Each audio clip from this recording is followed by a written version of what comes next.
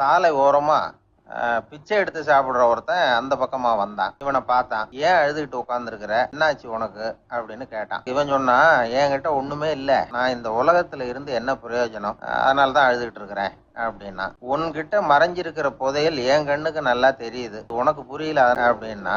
என்னது புதையல் இருக்குதா, உன் கண்ணுக்கு தெரியுதா அப்படின்னு கேட்டான். ஆமா எனக்கு தெரியுது, புதையலை நீ விக்கிறதுக்கு தயாரா இருக்கிறியா அப்படின்னு கேட்டான் இவன். இதை கேட்டதும் அந்த இளைஞனுக்கு ரொம்ப ஆச்சரியமா போச்சு. என்னது இப்படி கேட்கறானே அப்படின்னு. என்கிட்ட ஒரு காசு கூட இல்லையே, அப்படி இருக்கிறப்போ புதையல் எங்க இருந்து வந்தது அப்படின்னா.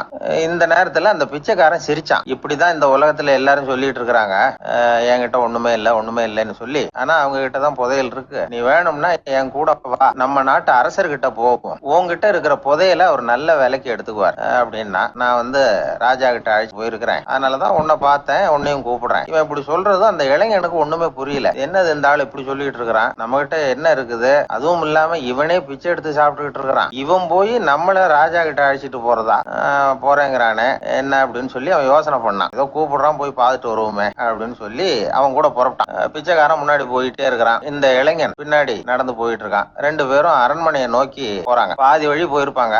வழியில அந்த பிச்சைக்காரன் சொன்னான், இத பாரு, முன்னாடியே சில விஷயங்களை நாம பேசிக்க வேண்டியிருக்கு, சரியா தெளிவா முடிவு எடுத்துக்கிட்டு அதுக்கப்புறம் ராஜா கிட்ட போகணும். இளைஞனுக்கு ஒண்ணுமே புரியல. என்ன சொல்ற நீ, என்கிட்டயா புதையலா, எங்க இருக்குது அப்படின்னு சொல்லி குழம்பி போனான். இப்போ அந்த பிச்சைக்காரன் சொன்னான், இத பாரு, இப்போ உதாரணத்துக்கு உன்னுடைய கண்களை எடுத்துக்கோ, அதுக்கு நீ என்ன விலை கேட்டுற போற, நான் அதுக்கு ராஜா கிட்ட இருந்து ஒரு 50,000 ரூபாய் வாங்கி தர முடியும். உன்னுடைய இருதயத்தை கொடுக்குறியா, 20 லட்சம் ரூபாய் வாங்கி தரேன். மூளைய கொடுக்குறியா, 30 லட்சம் வாங்கி தரேன். என்ன சொல்ற அப்படின்னு சொல்லி இந்த பிச்சைக்காரன் பேசிக்கிட்டே போறான். இளைஞனுக்கு கோவம் வந்துட்டுது. என்ன உளர்ற, உனக்கு என்ன பைத்தியமா, கண்ணையும் மூளையையும் இருதயத்தையுமா விற்பாங்க, என்ன விலை கொடுத்தாலும் அதையெல்லாம் நான் விற்கிறதுக்கு தயாரா இல்ல, நான் விற்க மாட்டேன், அதை கொடுத்துட்டு நான் என்ன பண்றது, நான் மட்டும் இல்ல யாருமே இதை விற்கிறதுக்கு தயாரா இருக்க மாட்டாங்க அப்படின்னு சொன்னான் அந்த இளைஞன். இவன் இப்படி சொன்னதும் அந்த பிச்சைக்காரன் வாய் விட்டு சிரிக்க ஆரம்பிச்சான். இப்போ பைத்தியமானது நானா நீயா, லட்சக்கணக்கான கோடிக்கணக்கான ரூபாய் பொறுமானம் உள்ள பொருள்களை உங்ககிட்டயே வச்சுக்கிட்டு விற்க முடியாதுன்னு சொல்ற நீதான் ஏழை, என்கிட்ட ஒண்ணுமே இல்லைன்னு மரத்தடியில உட்காந்து அழுதுட்டு இருக்கிறிய